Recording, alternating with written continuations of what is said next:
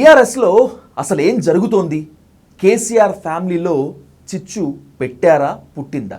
ఇలా ఎన్నో రకరకాల ప్రశ్నలు, ఎన్నో రకరకాల డిస్కషన్స్ జరుగుతున్నటువంటి ఈ నేపథ్యంలో కొందరు నేతలకు సన్ స్ట్రోక్ ఉంటుంది, కానీ కేసీఆర్కు మాత్రం సన్ స్ట్రోక్ అలాగే డాటర్ స్ట్రోక్ ఉంది అంటున్నటువంటి ఈ తరుణంలో ఇవి ఆరోపణలా లేకపోతే మీడియా గాసిప్సా, నిజమేనా? ఒకవేళ నిజమే అయితే బీఆర్ఎస్ భవిష్యత్తుకు ఇవి ఆటంకాలుగా మిగిలేటువంటి ప్రమాదం ఉందా అనేటువంటి ఎన్నో రాజకీయ పరిణామాలపై, పరిస్థితులపై ఇన్ డీటెయిల్గా, ఇన్ డెప్త్గా డిస్కస్ చేద్దాం ప్రముఖ రాజకీయ సామాజిక విశ్లేషకులు వి ప్రకాష్ గారితో. సార్ నమస్కారం. సార్ నమస్తే విజయ్. సార్, ఇప్పుడు కేసీఆర్ ఫ్యామిలీకి మీరు కాస్త దూరంగా ఉండొచ్చు, లేకపోతే సన్నిహితులుగా లేకపోవచ్చు, కానీ కేసీఆర్కు, కేసీఆర్ ఫ్యామిలీకి అత్యంత సన్నిహితులుగా మిగిలినటువంటి వ్యక్తుల్లో మీరు ప్రధానమైన వ్యక్తి సార్.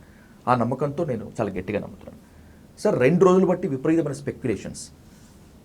కవిత తిరుగుబావుట వేసేసింది, నీకెంత నాకెంత, నా పరిస్థితి ఏంటి అని డిసైడ్ చేసింది అని చెప్పి కేసీఆర్ ఇబ్బంది పడుతున్నారు. ఇలా చెప్పుకుంటూ పోతే ఎన్ని. నిజంగా కేసీఆర్ ఫ్యామిలీలో సన్ స్ట్రోక్, డాటర్ స్ట్రోక్ ఉందా? ఉంటే ఎందుకు? ఒకటి విజయ్, ఇప్పుడు కేసీఆర్ గారి మనస్తత్వం బాగా తెలుసు నాకు. ఆయన ఎవ్వరికి తన ముఖ్యమంత్రి పదవిని ఇవ్వడు. కొడుక్కి ఇవ్వడు, బిడ్డకి ఇవ్వడు, మేనల్లునికి ఇవ్వడు, ఇంకెవరికి ఇవ్వడు. నెక్స్ట్ 3.5 ఇయర్స్లో మళ్ళీ ఎలక్షన్స్ వస్తే, ఇంకా ముందు వచ్చినా కూడా బీఆర్ఎస్ కనుక అధికారంలోకి వస్తే ఆయనే సభానాయకునికి ఎన్నికవుతాడు, ఆయనే ముఖ్యమంత్రిగా ఉంటాడు. ఈ విషయంలో నేను 99% కాదు 100% చెప్పగలుగుతాను. ఓకే, ఎటువంటి సంశయం కానీ, అనుమానం కానీ, నాకు కానీ, ఎవరికి కానీ ఉండాల్సిన అవసరమే లేదు. వీళ్ళు ఎంత చేస్తే ఏమున్నది చెప్పండి. ఇప్పుడు వర్కింగ్ ప్రెసిడెంట్ కేటీఆర్ ఉన్నా, రేపు పార్టీ ప్రెసిడెంట్ కేటీఆర్ అయినా ఆయనకు కూడా ఆ సీట్ దక్కదు.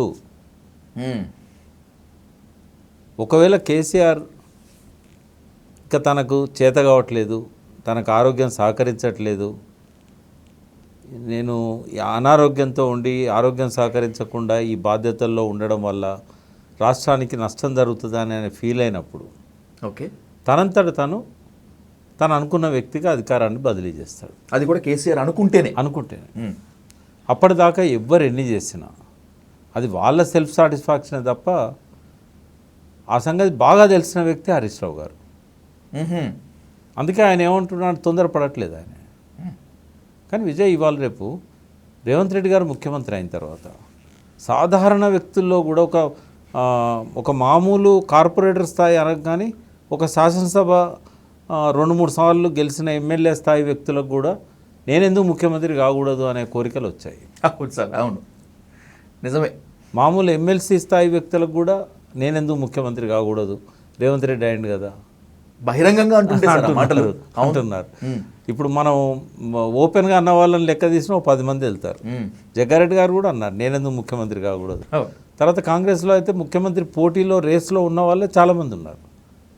కాబట్టి ఇంతమందికి ఇన్ని రకాలుగా ముఖ్యమంత్రి పీఠం మీద ఆలోచన వచ్చినప్పుడు మరి ఆ పార్టీ పెట్టినప్పటి నుంచి ఉన్న వాళ్ళకి కానీ, ఆ పార్టీలో కేసీఆర్ తర్వాత స్థానాల్లో ఉన్న వాళ్ళకి కానీ అటువంటి ఆలోచన ఉంటే తప్పేమీ లేదు, ఉండడం సహజం. కానీ అట్లాంటి ఆశలు వాళ్ళల్లో ఉంటే మాత్రం ఇప్పట్లో సాధ్యం కాదని నేను వాళ్ళకి చెప్పదలుచుకున్నాను. ఎందుకంటే కేసీఆర్ మనసెరిగిన వ్యక్తిగా. ఓకే సార్, గతంలో కూడా ఒక సంఘటన జరిగింది. అందరూ కూడా కేటీఆర్కు అధికారాన్ని బదిలీ చేస్తాడు అనుకున్న సందర్భం ఒకటి వచ్చింది సెకండ్ టర్మ్లో. సార్ మీకు గుర్తుండే ఉంటుంది. అవును సార్, కొంగరకల్ సభ అప్పుడు బాగా ఈ స్పెక్యులేషన్స్ బాగా జరిగాయి. 4-5 మంత్రులు ఓపెన్గా చెప్పారు, మంత్రులుగా ఉంటూ కేసీఆర్ గారి నోటీసులో లేకుండా మాట్లాడారు వాళ్ళు. ఓకే సార్, ఆయన అనుమతి లేకుండా మాట్లాడారు. అనుకుంటాం వీళ్ళు మాట్లాడుతున్నారంటే ఆయన చెప్పుంటాడు.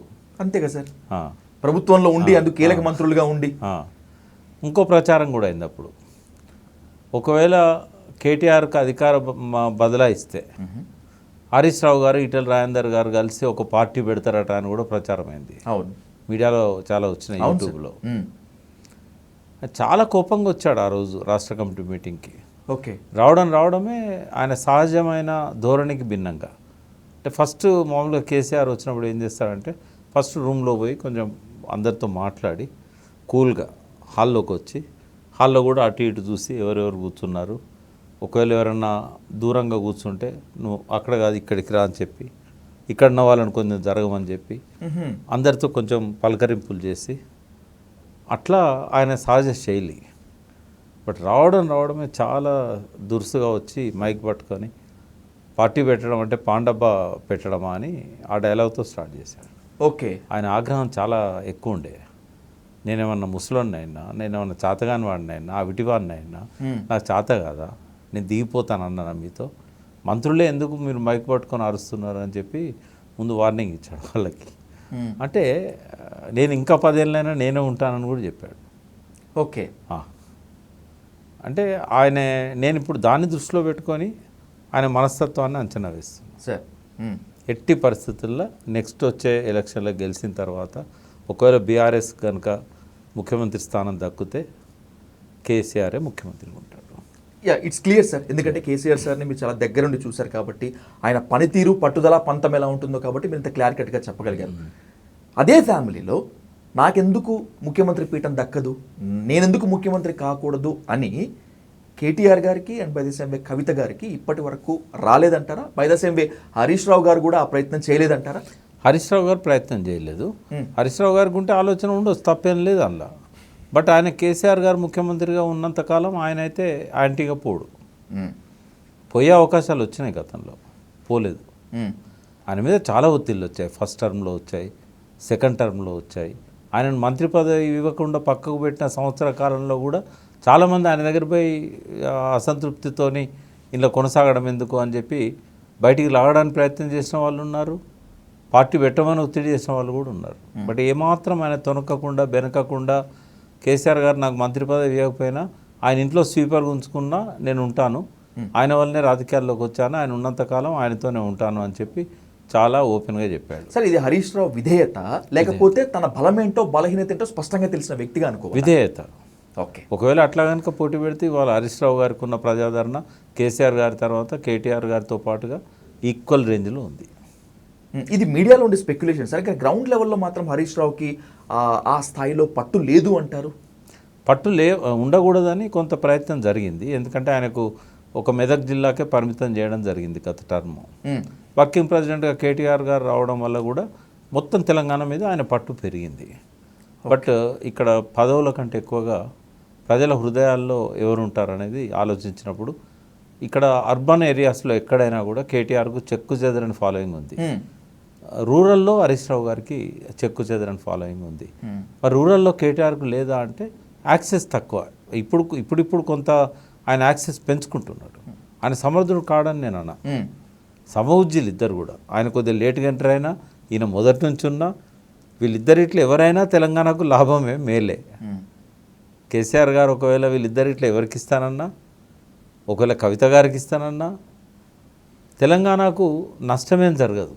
ఎందుకు అనంటే వాళ్ళు ఎక్స్పీరియన్స్ సంపాదించారు, ఉద్యమంలో ఉన్నారు, త్యాగాలు చేశారు, కష్టపడ్డారు, జైలుకి వెళ్ళారు, అన్ని రకాలుగా అర్హత ఉన్న వాళ్ళే వీళ్ళు.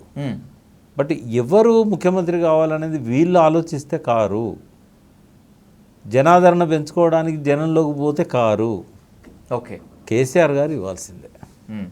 మనం ఎంత ఇప్పుడు ఆ పార్టీకి ఒక మేనిఫెస్టో ఉన్నది, పార్టీకి ఒక ఎన్నికల నియమావళి ఉంది, పార్టీకి నిబంధనావళి ఉన్నది, పార్టీ రిజిస్టర్డ్ పార్టీ, ఎంత ప్రజాస్వామికంగా ఉన్నా కూడా నేను ఇవాళ ఇది ప్రజాస్వామ్య పార్టీ అన్నా కూడా ఎవరు నమ్మరు. ఖచ్చితంగా ఇది కేసీఆర్ గారి నేతృత్వంలో ఉన్న పార్టీయే. కాబట్టి అక్కడ ఈ ప్రజాస్వామ్యం ఇవన్నీ కూడా ఆయన ఎట్లా చెప్తే అట్లాగే ఉంటాయి. ప్రాంతీయ పార్టీలకు ఇదే లక్షణం ఉండి అన్ని ప్రాంతీయ పార్టీ అలా ఉంటేనే మనుగడ సాధిస్తాయి కూడా. ఉంటేనే మనుగడ సాధిస్తాయి. అట్లున్నది కాబట్టి తెలంగాణ వచ్చింది. ఎగ్జాక్ట్లీ. మేము అప్పుడు కేశవరావు జాదవ్ గారు అని ఉండేవారు, ప్రొఫెసర్ కేశవరావు జాదవ్ సార్, గొప్ప నాయకుడు, మేధావి. అయితే ఆయన వచ్చి ప్రతిపాదన పెట్టాడు, స్టీరింగ్ కమిటీ ఇద్దాము కేసీఆర్ గారితో పార్టీ పెట్టక ముందు. Okay sir. ఆ పార్టీ పెట్టాలనే చర్చలు జరుగుతున్న సమయంలో ఒక 6 నెలల ముందు నేనే తీసుకొచ్చాను. కేసీఆర్ గారి డిప్యూటీ స్పీకర్ కారులోనే నేను వెళ్ళి ఆయన కూర్చోబెట్టుకొని వచ్చి మళ్ళీ డ్రాప్ చేశాను. Okay sir. ఆ రోజు ఏం జరిగిందంటే ఒక్కరి నాయకత్వం అయితే చెన్నారెడ్డి లాగా కాంగ్రెస్లో కలిపేశాడు చెన్నారెడ్డి, టీపీఎస్ని. అట్లాంటి భయం ఉంది మాకు. ఓకే. కాబట్టి మీ ముందే నేను చెప్తున్నాను, మీరు ఒక్కరే నాయకత్వం వహిస్తామంటే మేము ఒప్పుకోం, మ్మ్. స్టీరింగ్ కమిటీ వేద్దామన్నాడు ఆయన. ఓకే. అప్పుడు మేము ఐక్యవేదిక స్టీరింగ్ కమిటీ వేసాం. కేసీఆర్ నైజం తెలుసా, లేకపోతే తెలంగాణ ప్రజాసమితిని తీసుకుపోయి ఇందిరా గాంధీ కాళ్ళ దగ్గర పెట్టాడు చెన్నారెడ్డి దగ్గర భయంతో? ఆ భయంతో. Okay sir. ఆ భయంతో ఆయన ఇప్పుడే కాదు, మేము తెలంగాణ ఐక్యవేదిక 1997లో పెట్టినప్పుడు కూడా స్టీరింగ్ కమిటీ ఉండాలి, ఎవరు దీనికి అధ్యక్షుడు ఉండొద్దు అని చెప్పాడు. ఓకే. అధ్యక్ష పదవి ఆయనకే ఇచ్చేవాళ్ళం మేము. మ్మ్. అయినా కూడా ఆయన స్టీరింగ్ కమిటీ ఉండాలి, ఏ ఒక్కరికి పగ్గాలు ఇవ్వద్దు. ఓకే. మేము అట్నే నడిపాం 3 సంవత్సరాలు. స్టీరింగ్ కమిటీ అట్నే నడిపాం. ఎవరు కన్వీనర్ లేరు, ఎవరు అధ్యక్షులు లేరు. మ్మ్. ఏదైనా మీటింగ్ కోసం పిలిచినప్పుడు ఆ ఒక్క మీటింగ్కు కన్వీనర్గా నేనో లేకపోతే ఇంకోరో ఉండేవాళ్ళం. సార్ 12 మందితో అప్పుడు స్టీరింగ్ కమిటీ. మీరు గుర్తుపట్టేవాళ్ళు రాపోల్ ఆనంద్ భాస్కర్, బెల్లయ్య నాయక్, మ్మ్. ఇట్లా నేను, జయశంకర్ గారు, కేశవరావు జాదవ్, మేము ఉండేవాళ్ళం. Okay sir. ఇంకా కొంతమంది నేను మర్చిపోయినేమో. మ్మ్. అయితే ఇట్లా స్టీరింగ్ కమిటీ ఉండాలని చెప్పారు. ఇంకా ఆయన ఏం మాట్లాడలే, నమస్కారం పెట్టారు. మ్మ్. అప్పటికే భోజనం అయిపోయింది, ఓకే. పంపించరమన్నారు. మళ్ళీ జీవితంలో ఆయన కేశవరావు జాదవ్ గారిని కలవలేదు. మ్మ్. నాతో అన్నాడు, నియంతృత్వం అంటారు, అట్లుంటేనే నడుస్తాయి ఈ పార్టీలు. మ్మ్. సమిష్టి నాయకత్వంలో ఏ పార్టీ నడవదు. ఎగ్జాక్ట్లీ. ఒక డిసిషన్ తీసుకోవాలంటే ఇంకోరు అడ్డుపడతా ఉంటారు. ఎట్లా ముందుకు పోతాం మనం? మ్మ్. ఇట్లుంటేనే కొన్నిసార్లు ప్రజాస్వామ్యంలో ఆ నియంతృత్వం అనేది ఉండకపోతే ఆ ప్రజాస్వామ్యం కూడా అమలు కాదని చెప్పాడు. మ్మ్. ఆ ప్రజాస్వామ్యాన్ని అమలు చేయాలన్నా ఒక నియంతృత్వం ఆ పార్టీలో ఉండాల్సిందే అనేది. మ్మ్. అంటే డెమోక్రటిక్ సెంట్రలిజం అనేది ఏదైతే ఉంటుందో అది ఇప్పటిదాకా ఒక ఐడియా లాగానే ఉంది తప్ప ఈవెన్ కమ్యూనిస్ట్ పార్టీలలో కూడా అది నెరవేరలేదు. అది కమ్యూనిస్ట్ పార్టీ ప్రిన్సిపల్, అది డెమోక్రటిక్ సెంట్రలిజం, కేంద్రీకృత ప్రజాస్వామ్యం. మ్మ్. అంటే ఎవరికి ఎన్ని డిఫరెన్స్ ఆఫ్ ఒపీనియన్ ఉన్నా మెజారిటీ నిర్ణయానికి లోబడి అమలు చేయాలి. అంటే ఇది సాధ్యం కాదు అనేది ఒక 100 సంవత్సరాల కమ్యూనిస్ట్ పార్టీ చరిత్ర రుజువు చేసింది. మ్మ్. ఎక్కడో ఒకడ అప్పుడప్పుడు కమ్యూనిస్టులు దాన్ని పాటించారు తప్ప వర్టికల్ స్ప్లిట్స్ వచ్చేటి. సార్ ఒకవేళ ఆ ప్రిన్సిపల్ పెట్టుకోకుండా అది కూడా ఒక నియంతృత్వంలాగా ఉండుంటే ఇప్పటి చెక్కు చెదరకుండా ఉండేదేమో. మ్మ్. ఎన్ని చీలికలు కమ్యూనిస్ట్ పార్టీలో 100 సంవత్సరాల్లో 100కు పైన చీలికలు వచ్చాయి. అవును. 1925, 2025. మ్మ్. అదే ఆర్ఎస్ఎస్ నో చీలిక. ఒకటే. ఎందుకంటే ఆర్ఎస్ఎస్ నియంతృత్వం, మ్మ్. కమ్యూనిస్టులలో డెమోక్రటిక్ సెంట్రలిజం. ఏది నడిచింది, ఏది గెలిచింది? అవును. ఆ? మ్మ్. ఎక్కడో తెలంగాణకు సంబంధించిన వ్యక్తి, పూజారి కుటుంబం వ్యక్తి మ్మ్. హెగ్డేవారు హెగ్డేవారు నాగపూర్లో వాళ్ళ తండ్రి వలస పోతే అక్కడ చదువుకొని ఒక చిన్న మొక్కలాగా కాంగ్రెస్ పార్టీలో ఉండి మొదలుపెట్టాడు. మ్మ్. ఆ తర్వాత 12 ఏళ్ళు కూడా ఆయన కాంగ్రెస్ పార్టీలోనే ఉన్నాడు. మ్మ్. నాగపూర్ సభలు పెట్టింది కూడా ఆయన గాంధీని పిలిచి. సార్ అటువంటి వ్యక్తి స్టార్ట్ చేసిన ఒక మొక్కేమో ఇవాళ మహావృక్షం అయిపోయి శాఖోపశాఖలుగా అనేక బాహువులుగా ఇవాళ భారతదేశాన్ని అఖండ భారత్ అఖండ భారతతోని గత 12 ఏళ్ల నుంచి పరిపాలిస్తున్నది. ఇంకొక 20 ఏళ్ల దాకా కూడా తిరుగులేని ఆధిపత్యాన్ని నెలకొల్పింది. డెమోక్రటిక్ సెంట్రలిజం పెట్టుకున్న కమ్యూనిస్ట్ పార్టీ 100కు పైన చీలికలై ఆ జాతీయ స్థాయి గుర్తింపును కూడా పోగొట్టుకున్నది. ప్రజా పోరాటాలు చేసిన పార్టీ ఇవాళ ప్రజల దగ్గరకు ఓట్ల కోసం పోయినా ఓట్లు వేసే అప్పుడు ప్రాణత్యాగాలకు సిద్ధపడ్డ ప్రజలు ఇప్పుడు ఓటేయడానికి కూడా సిద్ధపడతలేరు. అందుకే ఇట్లా చూసినా కూడా ఆర్ఎస్ఎస్లో ఉన్నది నియంతృత్వమే. ఇంకా ఆడ ఎన్నికలు ఉండవు, ఏముండవు, అన్ని నామినేషన్లే కదా. మరి అటువంటి పరిస్థితే ప్రాంతీయ పార్టీలు ఎన్నుకున్నాయి. జాతీయ పార్టీలో ఉన్నది కూడా నియంతృత్వమే కదా. ఇప్పుడు అది ఒక ఫ్యామిలీ పార్టీయే కాంగ్రెస్.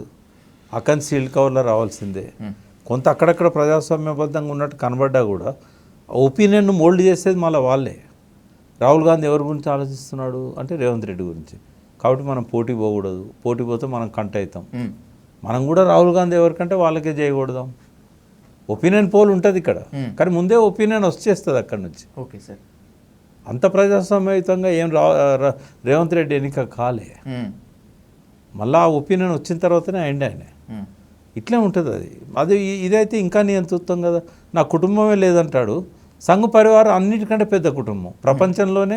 ఎక్కువ మంది పిల్లలున్నది ఏ పరివారంలో అంటే సంఘ పరివారమే. అవును సార్. ఆ రెండు కూడా నియంతృత్వమే కదా. అవును. ఒక ప్రాంతీయ పార్టీలను ఎందుకు అనాలి మనం? కాబట్టి ప్రాంతీయ పార్టీలలో ఏముంటుందంటే కొంచెం కుటుంబం ఆధిపత్యం ఉంటుంది. ఆ చంద్రబాబు నాయుడు రేపు లోకేష్ ముఖ్యమంత్రిగా చేసిన, వైఎస్ఆర్ ప్లేస్లో జగన్ ముఖ్యమంత్రి అయినా, ఈ పార్టీలల్లో ఆ కుటుంబం యొక్క ఆధిపత్యం అనేది అది ఇన్ఎవిటబుల్. మనం రియాలిటీగానే చూద్దాం. దాన్ని అంగీకరించాలని సత్యం, అది ఖచ్చితంగా అంగీకరించాల్సిందే. సార్ ఒక రియాలిటీ గురించి మాట్లాడుకుందాం. ఇది కాదు ఇది లేదు అని చెప్పుకున్నప్పటికీ కూడా లిక్కర్ కేసులో 6 నెలలు తిహార్ జైల్లో ఉంటే కవిత కోసం పరామర్శకి కేటీఆర్, హరీష్ రావు వెళ్ళారే కానీ కేసీఆర్ వెళ్ళలేదు, ఒక స్టేట్మెంట్ కూడా చేయలేదు. బహుశా ఎక్కడ ఒక చిన్న స్టేట్మెంట్ ఏదో చేసినట్టు గుర్తు. జైలు నుంచి రిలీజ్ అయిన తర్వాత ఒక ఆప్యాయమైనటువంటి ఆలింగనం తప్పితే మళ్ళీ ఇప్పటి వరకు ఆ ప్రేమపూర్వక ఆలింగనం అయితే ఏమీ లేదు. కవితలో ఈ అసంతృప్తి ఉందా? నాకు జైల్లో ఉన్నప్పుడు ఏమీ మీరు ఇవ్వలేకపోయారు, కనీసం ఇప్పుడైనా కూడా నాకు పార్టీలో వర్కింగ్ ప్రెసిడెంట్ లాంటి పదవి నాకు ఇవ్వకపోతే ఎలా అనేటువంటి అసంతృప్తి ఉంది అని బహిరంగంగా ఓపెన్గా చెప్తున్నారు కూడా. అంటే ఎక్కడ కూడా కవిత ఆ రకంగా బట్టబయలు కాలేదు సార్. మీరు అన్నట్టు ఒక్కసారే కాదు, చాలాసార్లు పోయింది, కేసీఆర్ని కలిసింది, చాలా అకేషన్స్లలో ఆమె అక్కడ పోయి రోజుల కొద్ది కూడా ఉంది. మీడియా నోటీస్కి రాలే, ఓకే, చాలాసార్లు పోయింది. నేను కూడా ఒకసారి ఫోన్ చేసినప్పుడు ఇప్పుడే పోతున్నా ఫామ్ హౌస్కి అని చెప్పింది. పండుగలప్పుడు అన్ని పండుగలకు పోయింది. అయితే ఒక గ్యాప్ కొంత వాళ్ళ మధ్య ఉంది అనేది కనబడతా ఉంది. ఓకే, దాన్నే చిల్వలు పల్వలు చేసి మీడియాలో చెప్తున్నారు. ఆమెకు లోపల మనసులో ఒకవేళ నాన్నగారు కనుక దిగిపోవాలనుకున్నప్పుడు నేనెందుకు పోటీలో ఉండకూడదు అనేది ఉంటే ఉండొచ్చు. ఎక్కడన్నా ఆమె చెప్పేదాకా మనం దాని మీద కామెంట్ చేయడం కరెక్ట్ సార్. ఇంతవరకు ఆన్ రికార్డ్గా ఎక్కడ చెప్పలేదు, ఆఫ్ ద రికార్డ్ అయినా కూడా ఎక్కడ ఏమనలేదు. చెప్పకపోగా కౌంటర్ చేసింది. అవునా సార్? పార్టీలో చాలామంది నా మీద ఒక దుష్ప్రచారం చేస్తున్నారు, అది కరెక్ట్ కాదు అని చెప్పింది మొన్న అమెరికా పోవడం కంటే ముందే. ఓకే, కాబట్టి ఆమె దాన్ని ఖండించినప్పుడు నేను దాన్ని ఎట్లా ఆమెకు మోటివ్స్ అంటగట్టాను. బట్ మనసులో ఉంటే ఉండొచ్చు అని నేను చెప్తున్నాను. ఒకవేళ నాన్నగారే దిగిపోవాలనుకున్నప్పుడు దిగిపోయే టైంలో ఎందుకు ఇవ్వకూడదు? నాకెందుకు ఇవ్వకూడదు? నేను సమూజ్జిని కాదా? అంటే వాళ్ళ కుటుంబంలో ఏంటంటే మొదటి నుంచి కవితది కొంచెం అంటే ఆధిక్యత అని అనుకోవచ్చు. ఎందుకంటే ఆ గారాబం ఉంది కేసీఆర్ గారి దగ్గర, తల్లి దగ్గర. ఆమె కొట్లాడి సాధించుకోగలుగుతుంది. ఒక మొండి పిల్ల, పట్టుదల ఉన్న అమ్మాయి, ఏదైనా సాధ్యమైందనే ఒక ధైర్యంతో ముందుకు పోయే అమ్మాయి. పార్టీలోకి ఆ రోజు ఆమె డైరెక్ట్గా ఎంట్రీ కాకుండా, అంటే కేసీఆర్ గారికి ఇష్టం లేదు వాస్తవంగా, వీళ్ళిద్దరు కూడా పార్టీలోకి రావడం ఆయనకి ఇష్టం లేదు. నేను అప్పుడు జనరల్ సెక్రటరీ సార్. కేటీఆర్ గారి పేరు అనుకోకుండా 2006 రాష్ట్ర కమిటీ ఏర్పాటు చేద్దాం అనుకున్నప్పుడు ఆ లిస్టులో సుదర్శన్ రావు గారు అని ఉండేవాడు, కూకట్పల్లి సిటీ అధ్యక్షుడు. ఆయన నేను ఇద్దరమే ఢిల్లీలో ఉన్నాం కేసీఆర్ గారితో. కేసీఆర్ గారు కేంద్ర మంత్రి, కేటీఆర్ గారు ఎక్కువ అక్కడే ఉండి బాంబేలో ఆయన ఆఫీస్ చూసుకునేవాడు. ఒకరోజు రాష్ట్ర కమిటీకి పేర్లు రాయండి అన్నప్పుడు ఆ సుదర్శన్ రావు అందరినీ సంప్రదించి జిల్లాల నుంచి ఒక్కొక్కరిని పిక్ చేసుకొని ఎవరికి ఏమి ఇవ్వాలనేది ఒక ప్రపోజల్ తయారు చేసి నాకు ఇచ్చాడు. నేను దాన్ని కొంత రిఫైన్ చేశాను. తీరా టైప్ అయినప్పుడు ఆ లాస్ట్ ఎగ్జిక్యూటివ్ కమిటీ మెంబర్స్ అని ఉంటుంది, ఈసీ మెంబర్స్. Okay sir. అందరు అయినాక, అన్ని ప్రచార కార్యదర్శి ఇవన్నీ అయినాక అందులో సడన్గా కేటీఆర్ అని ఉన్నది, కే తారక రామారావు గారు ఉన్నది. అంటే నేను అన్న సుదర్శన్ ఇది చూస్తే మండిపడతాడు ఆయనే. అంటే ఆయన ఉంటానంటాడు, మనం ఏం చేద్దామని అన్నాడు. ఓకే, కేటీఆర్ గారే ఉంటానంటున్నాడు, ప్రధాన బాధ్యత అడగలే కదా ఆయన, ఓన్లీ ఈసీ మెంబర్ ఉంటా అంటుండు. సరే ఉండని అని నేను కూడా వదిలేసి టైప్ చేయించి ఆయన ముందు పెట్టాం. ఓకే, జనరల్గా ఆయనే ప్రధాన కార్యదర్శి ఎవరు, ఇదేంది వైస్ ప్రెసిడెంట్ ఎవరు అని చూస్తారు. బట్ ఈయన ఒక్కొక్క పేరు లాస్ట్ దాకా పోయాడు, పోయి ఇసిరి కొట్టాడు కోపంగా. ఏం పిచ్చి పట్టిందా, ఏం తొందర వస్తుందట, ఎందుకు రాశారు ఈ పేరు? నేను సుదర్శన్ రావు ఉన్నాం, మళ్ళీ టైప్ చేసుకుని రండి, ఆ పేరు తీసేసి అన్నాడు. ఓకే, ఆ కమిటీలోకి రాలేకపోయారు కేటీఆర్. నేను పార్టీలో ఉంటాను, రాజకీయాల్లోకి వస్తాను చెప్పి కేసీఆర్తో ఎప్పుడు కేటీఆర్ చెప్పలేదు సార్? చెప్పలే. ఓకే, తర్వాత ఆయన 2007లో 2006 ఎండింగ్ అనుకుంటా బై ఎలక్షన్ వచ్చింది సార్ కేసీఆర్ది. బై ఎలక్షన్ వచ్చినప్పుడు కరీంనగర్ ఉప ఎన్నికలప్పుడు ఆయన కార్యక్రమాల్లోకి వచ్చాడు. ఎందుకంటే రెఫరెండం అన్నాడు కదా అప్పుడు రాజశేఖర రెడ్డి. అవును సార్, రెఫరెండం అన్నారు. అందరం కూడా ఒక జోస్తో ఉన్నాం, కేసీఆర్ను భారీ మెజార్టీతో గెలిపించాలి, తెలంగాణ వాదాన్ని నిలబెట్టాలి. ఒక్క టీఆర్ఎస్ కాదు, ఈవెన్ కాంగ్రెస్లో ఉన్న వాళ్ళు, జీవన్ రెడ్డికి జెండాలు మోసిన వాళ్ళు కూడా మళ్ళీ వచ్చి టీఆర్ఎస్ కోటేమని కుటుంబాలు చెప్పుకున్నారు. ఓకే, రెఫరెండం అన్నాడు కాబట్టి ఆ వేడి పుట్టించింది వైఎస్ఆర్ఏ. రెఫరెండం అనకపోతే ఆనాటి పరిస్థితి వేరు. వేరే ఉండేది. ఎందుకంటే 7 అసెంబ్లీ సెగ్మెంట్లల్లో 6 టీఆర్ఎస్వి కావు. ఆ ఉన్న గంభీర అంటే సిరిసిల్లకు సంబంధించిన అప్పుడు దాన్ని నేరేళ్ళ పేరుతోనే ఉండే. అప్పుడు కాసిపేట లింగయ్య గారు అని టీఆర్ఎస్ ఎమ్మెల్యే.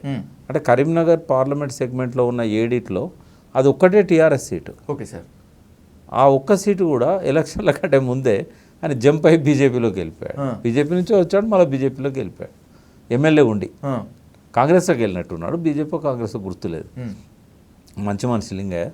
బట్ ఏదో ఆరోపణ వచ్చింది, వెళ్ళిపోయాడు. అరే 7 మనవి కావు, ఎట్లా పోటీ చేస్తే ఎట్లా గెలుస్తామనేది మాకు భయం ఉండే. నేనైతే కేసీఆర్ గారికి డైరెక్ట్ చెప్పా, పోటీ చేయొద్దు మనం అని. నేను నువ్వు ఎప్పుడు చేయలే కదా, నీకు ప్రజల గురించి ఏం తెలుసు, ఓట్ల గురించి ఏం తెలుసు, జిద్దుకు వచ్చినప్పుడు తప్పదు, నేను రిజైన్ చేస్తాను కూర్చున్నాడు. ఇంట్లో అందరూ వద్దన్నారు. లాస్ట్ నాకు ఫోన్ చేశారు, ఎవరని చెప్పినా ఇంటలేడు, ఆయన రిజైన్ చేస్తాను అంటున్నాడు. ఒకవేళ ఈయన ఓడిపోతే ఇంకేమన్నా ఉందా తెలంగాణ? నేను కూడా అన్నా, అసలు మీరు ఎవరు చెప్పినా వినట్లేదు, ఒక్కసారి పునరాలోచించండి అంటే నేను 9 గంటలు 10 గంటలకు ప్రెస్ మీట్ పెట్టుకున్నా, అనౌన్స్ చేయబోతున్నా, టైప్ కూడా చేయించాను.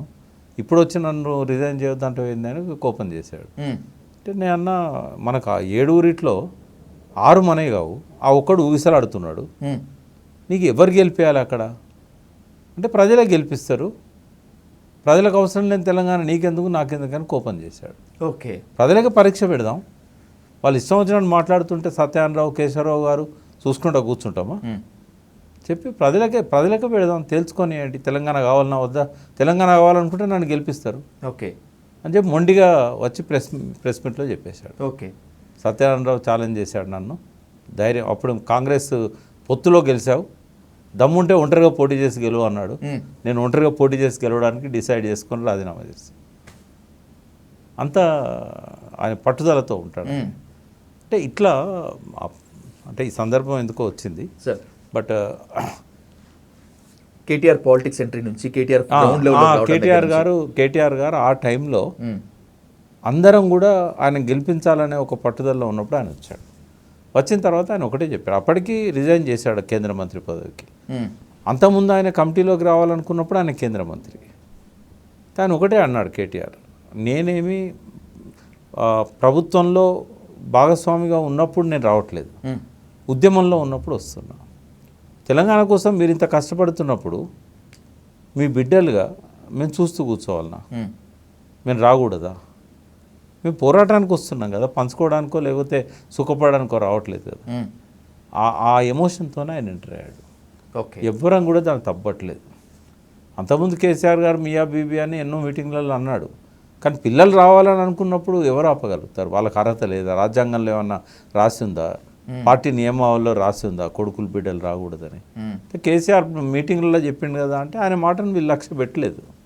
ఓకే, జాగృతిగా కవితనేమో జాగృతి పేరుతో వచ్చింది.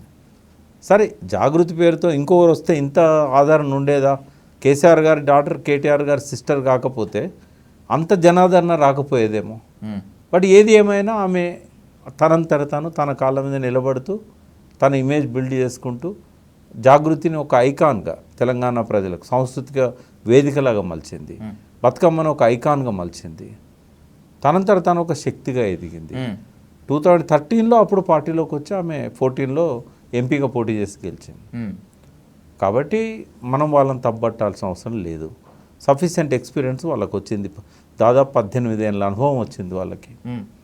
ముఖ్యమంత్రిగా పోటీ పడదాం అనుకోవడంలో తప్పేం లేదు, కానీ తండ్రికి ఎదురు తిరిగితే మాత్రం మైలేజ్ రాదు.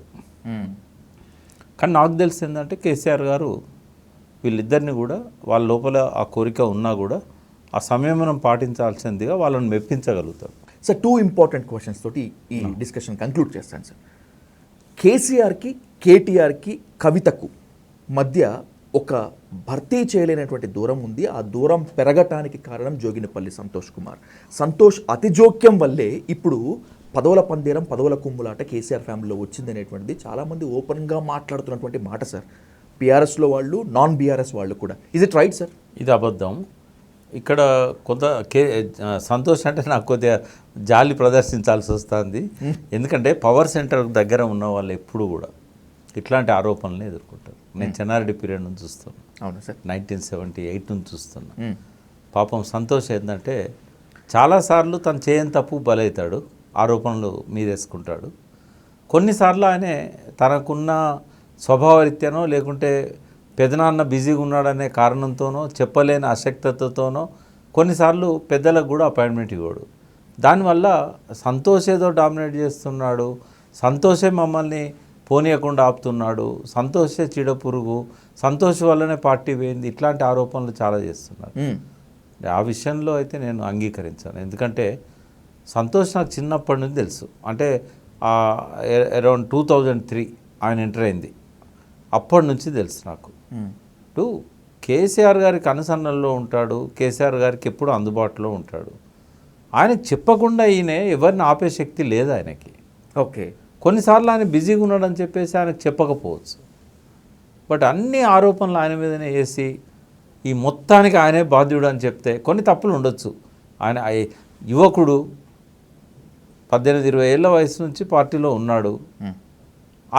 ఆ యువక రక్తం వల్ల అక్కడక్కడ ఏమైనా చిన్న చిన్న పొరపాట్లు చేస్తే చేయొచ్చు, కానీ అన్ని ఆరోపణలను ఆయన మీద వేయడము. ఇక్కడ ఏమైందంటే ఒక షీల్డ్ లాగా ఉంటాడు అన్నట్టు, బుల్లెట్ వచ్చి షీల్డ్ తగులుతుంది. నేతను కాపాడే ప్రయత్నంలో తప్పులన్నీ మీదేసుకోవాల్సి వస్తుంది. కొన్ని ఆయన లోపాలు ఉన్నాయి, లేవని నేను, కానీ ఆ లోపాలు కమ్యూనికేషన్ గ్యాప్ వల్ల కేసీఆర్ గారికి ఇన్ఫామ్ చేయకపోవడం కావచ్చు, నాయకులను మెప్పించలేకపోవడం కావచ్చు, కొన్నిసార్లు ఆర్థిక ఇబ్బందుల వల్ల కావచ్చు. అంటే క్లోజ్గా అబ్జర్వ్ చేసిన వ్యక్తిగా నేను చెప్తున్నాను. నేను ఆయన ఒక్కరిని బ్లేమ్ చేయడం అయితే నాకు ఇష్టం లేదు. ఎవరు నా మీద ఏం ఆరోపణలు చేసినా పర్వాలేదు. Okay sir. బట్ సంతోష్ యొక్క వయసు రీత్యా, ఆయన ఎదిగిన క్రమం రీత్యా, కేసీఆర్ గారితో ఆయన ఎప్పుడూ వెంట ఉండే వ్యక్తిగా డెఫినెట్గా ఆయన మీద ఆరోపణలు వస్తాయి. కానీ ఆరోపణలన్నీ నిజమని నేనైతే అనుకోవడం లేదు. ఆయన ప్రయత్నాలు ఆయన చేశాడు. పొద్దున రాత్రి 10 గంటలు 12 గంటల దాకా ఉండి మళ్ళీ మార్నింగ్ 6 కాడు ఉంటాడు. సరే, డబ్బు సంపాదించిండా లేదా అనేది వాటికైతే ఏ ఆధారాలు లేవు. ఆయనకు ఉన్నది రాజ్యసభ సభ్యత్వం, సీఎం గారికి దగ్గర ఉన్నాడు కాబట్టి కొన్ని పనులు ఏమన్నా చేయించవచ్చు. అంత మాత్రాన ప్రతి ఆరోపణ ఆయన మీద ఎక్కువ పెట్టడం అనేది కరెక్ట్ కాదని నా ఉద్దేశం. ఆయన హరితహారం లాంటి ఒక మంచి ప్రోగ్రాం తీసుకొని, గ్రీన్ ఛాలెంజ్ హరితహారం అనేది గవర్నమెంట్ ప్రోగ్రామ్. ఇప్పుడు షామీర్పేట దగ్గర ఒక ఫారెస్ట్ ఆయన అడాప్ట్ చేసుకొని ఆయన ఎంపీ ల్యాడ్స్ కావచ్చు, ఆయనకున్న ఇన్ఫ్లుయెన్స్ వల్ల కావచ్చు, చాలా డెవలప్ చేశాడు. ఈ గ్రీన్ ఛాలెంజ్ అనేది ఇంటర్నేషనల్ లెవెల్లో పాపులర్ అయింది. దేశంలో ఉన్న సెలబ్రిటీస్ అందరూ వచ్చి ఆ మొక్కలు నాటారు. ఎక్కడెక్కడనో ముగ్గురికి ఛాలెంజ్ ఇచ్చి. అంటే మనం పాజిటివ్ ఆస్పెక్ట్ కూడా చూడాలి. ఊరికే ఆయనను బ్లేమ్ చేయడం అనేది అయితే ఇట్స్ నాట్ కరెక్ట్. కొన్ని మంచి పనులు కూడా సంతోష్ చేశాడు. కొన్నిసార్లు చాలామందికి కూడా ఆయన యాక్సెస్ ఉండేవాడు. ఓకే, ఇప్పుడు కేసీఆర్ని డైరెక్ట్ కలవాలంటే కుదరదు కదా, సంతోషం డైరెక్ట్ కలవగలిగే వాళ్ళం ఎవరమైనా కూడా. ఓకే, నేను మీ పెదనాన్న కలవడానికి రావట్లేదా, నిన్ను కలవడానికి వస్తున్నా, నా గేట్ దగ్గర చెప్పు అంటే ఇమీడియట్ చెప్పేవాడు. ఓకే, ఏ రాత్రి ఫోన్ చేసినా చెప్పండి అంకుల్ అనేవాడు. అంటే నాలాంటి వాడికే కాదు, ఈ తెలంగాణలో ఉన్న ఆయనకు ఒకవేళ ఇష్టం లేకపోతే మాత్రం ఫోన్ ఎత్తకపోయేది. ఓకే, కొన్నిసార్లు కేసీఆర్ దగ్గర ఉన్నప్పుడు ఫోన్ ఎత్తాడు. బట్ ముఖ్యమైన వాళ్ళే మాత్రం ఎన్నడూ ఫోన్ ఎత్తకుండా ఉండడు, మళ్ళీ కాల్ బ్యాక్ చేస్తాడు. అంటే మనం హరీష్ రావు లాంటి వాళ్ళని చూసినప్పుడు ఈయన దగ్గర తప్పులు పట్టే అవకాశం దొరుకుతుంది కొంత. కానీ ఆయనకున్న పరిమితులు, ఆయనకున్న ఇబ్బందులు, ఒక సీఎం దగ్గర ఉండే వ్యక్తిగా అన్నీ మీరు ఆయనకు చెప్పండి అంటే అన్నీ చెప్పగలుగుతారా? స్వామిగౌడ్ గారు ఆరోపణ చేశారు. ఆయన డైరెక్ట్ కేసీఆర్ గారు కూడా రెండోసారి మళ్ళీ రీజాయిన్ అయినప్పుడు, నీ మీద నాకేం కోపం లేదన్నా, ఈయన నిన్ను కలవనీయలేదు నన్ను అని అన్నాడు డైరెక్ట్గా ఆయన ముందే. సార్ అయిపోయింది ఇప్పుడైతే వచ్చినావు కదా అంటే కలవనీయలేదంటే ఎట్లుంటుంది అంటే, నేను కూడా కేసీఆర్ మీద కోపం చేశాను. సెకండ్ టర్మ్ సీఎం ఉన్నప్పుడు మార్నింగ్ 10ంటికి రమ్మన్నాడు. ఓకే, 10ంటికి వచ్చాను. నా కార్డ్స్ 3 సార్లు పంపించాను లోపలికి, నాకు పిలుపు రాలే. లాస్ట్ 5 o'clock ఆయన మీడియా ఇంటర్వ్యూ కోసమని బయటకు వచ్చాడు. వచ్చినప్పుడు నన్ను చూశాడు. ఎప్పుడు వచ్చావు అన్నాడు. నేను 7-8 hours అయింది వచ్చి. అరే నాకెవరు చెప్పలేదండి అన్నాడు. అంటే మరి మీకు చెప్పారో లేదు నాకు తెలియదు, నేనైతే 3 సార్లు కార్డ్స్ పంపించాను. నాకు కోపం వచ్చి నేను మాట అన్నా, నాకు 7 గంటలు మళ్ళీ తిరిగేయగలుగుతారా అన్న. ఓకే, కోపంతో అన్న.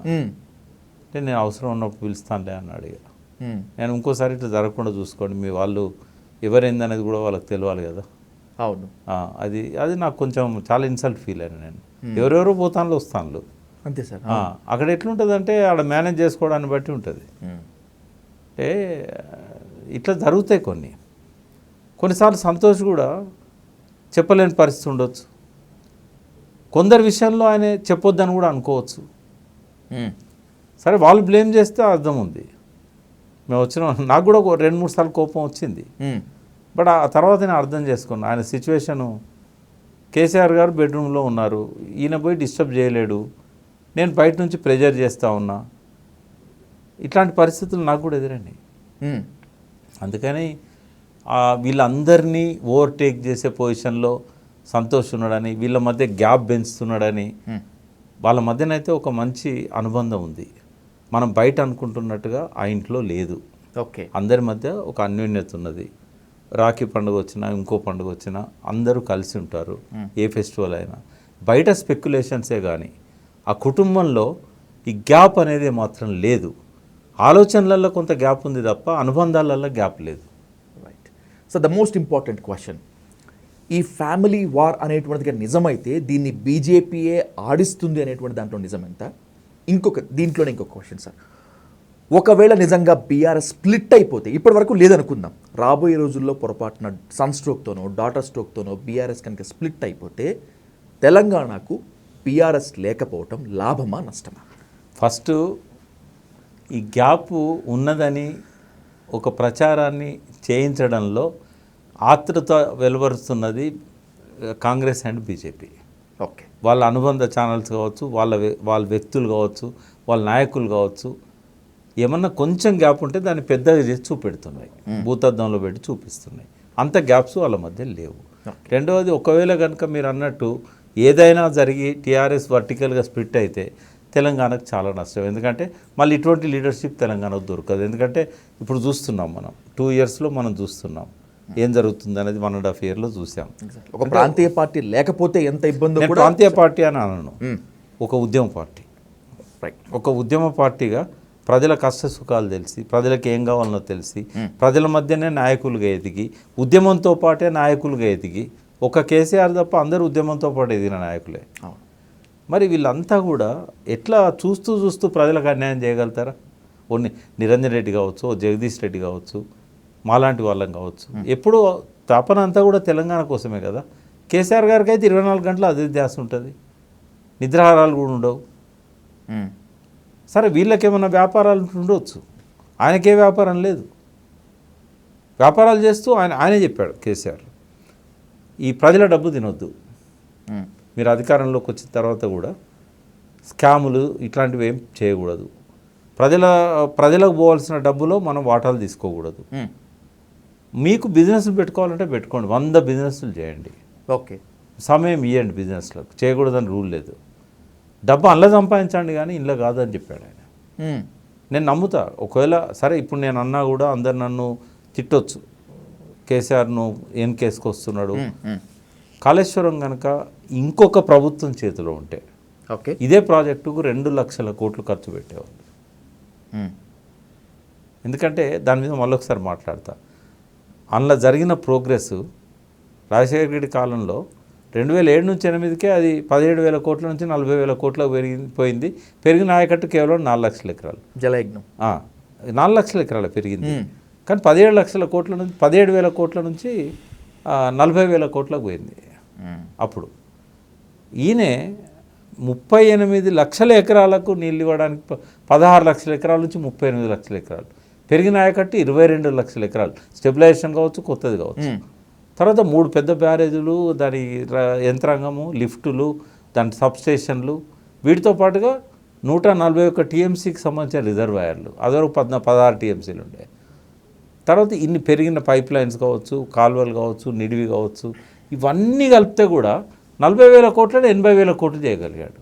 అది కూడా 8 సంవత్సరాల గ్యాప్ తర్వాత. ఖాళీ గ్యాప్ చాలు 40,000 కోట్లు 2 లక్షల కోట్లు కావడానికి. ఇదంతా ఆయకట్టు, పెంచిన ఆయకట్టు కూడా కలుపుకున్నప్పుడు వాస్తవంగా చెప్పాలంటే ఎక్కడెక్కడైతే అధికంగా ఖర్చు అయ్యే అవకాశం ఉందో దాన్ని తగ్గించాడు. మల్లన్న సాగర్ అనేది ఒక గొప్ప కాన్సెప్ట్. అది ఓపెన్గా కనుక మనం నీళ్ళని స్టోర్ చేస్తే కొన్ని వేల ఎకరాలు సబ్మర్జెన్స్ అవుతుంది. రౌండ్గా చేశాడు. చేయడం వల్ల సబ్మర్జెన్స్ లేదు. ఇట్లా ఎంతో ఆదా చేశాడు ఆయన. అందరూ ఒకే దాంతో మేడిగడ్డ పియర్ గుంగిందని చెప్పి కాళేశ్వరం వేద్దాం దండగా వేస్ట్ ప్రాజెక్టు బాగా తిన్నాడు, 1,00,000 కోట్లు తిన్నాడు నమ్ముతున్నారు కూడా కొంతమంది జనం. అవన్నీ ట్రాష్ అవి అన్ని జనం లోపల ఒక అశక్తత, వాళ్ళకి నాలెడ్జ్ లేదు, అవగాహన లేదు కాబట్టి ఈ రాజకీయ నాయకులు ఇష్టం వచ్చినట్టుగా నోరు బారేసుకుంటున్నారు. చాలామంది అన్నారు నాతో 93,000 కోట్లు ఖర్చు అయిన ప్రాజెక్టుకు 1,00,000 కోట్లు తిన్నారంటే ఏంది? నిజంగానే 1,00,000 కోట్లు తింటే కాళేశ్వరం ఎందుకున్నది? కాగితాల మీద లేదు కదా. అంతే సార్, అవును. అది చూడని వాళ్ళు మాట్లాడుతున్నారు. కాంగ్రెస్లోనే ఏకాభిప్రాయం లేదు ఏది 1,00,000 కోట్లు తినడం. ఎగ్జాక్ట్లీ మీరు చెప్పింది వాస్తవం. కాబట్టి ఇట్లాంటివి వస్తాయి స్పెక్యులేషన్స్. కాబట్టి సరే ఏది ఎట్లున్నా కూడా కేసీఆర్ గారి కుటుంబం సుభిక్షంగా ఉంటుంది, ఎటువంటి చీలికలు రావు, పార్టీ జీలదు. హరీష్ రావు లాంటి వాళ్ళే ఖచ్చితంగా ఒకటే ఫ్యామిలీగా ఉందాం, ఒకటే పార్టీగా ఉందాం, మామకు వ్యతిరేకంగా నేను పోను, కేటీఆర్ గారిని ముఖ్యమంత్రిగా ప్రకటిస్తే నాకు ఎటువంటి ఇబ్బంది లేదు, నేను కలిసే ఉంటాను. ఆయనే అన్నప్పుడు ఇంట్లో సొంత సోదరి కదా కవిత. అవును సార్. కొంచెం బెట్టి చేసినా అలిగినా లోపల ఆలోచన ఉన్నా నా ఆయనకి వ్యతిరేకంగా పోదు. కేసీఆర్ గారు పిలిచి కాసేపు మాట్లాడితే 10 నిమిషాల్లో, కాబట్టి ఈ టీ కప్పులో తుఫాన్ అనుకోవచ్చు. ఒకవేళ ఆ స్పెక్యులేషన్ నిజమే అనుకున్నా కూడా టీ కప్పులో తుఫాన్ అనుకోవచ్చు. డెఫినెట్గా కేసీఆర్ గారికి ఇవ్వాల్సి వచ్చినప్పుడు మాత్రం కుటుంబంలోనే ఇస్తారు, అంతవరకు చెప్పగలుగుతాను. ఆ కుటుంబంలోనే ఇస్తారు ఆయన. బయట నేను ఇందాక ఒక ఛానల్లో అన్నాను నేను, ఈ మమతలు మమకారాలకు ఆయన ఒక బందీగా ఉండిపోయాడు అని. Okay sir. కాబట్టి అదే కంక్లూజన్గా నేను చెప్తాను. Right, thank you much more sir.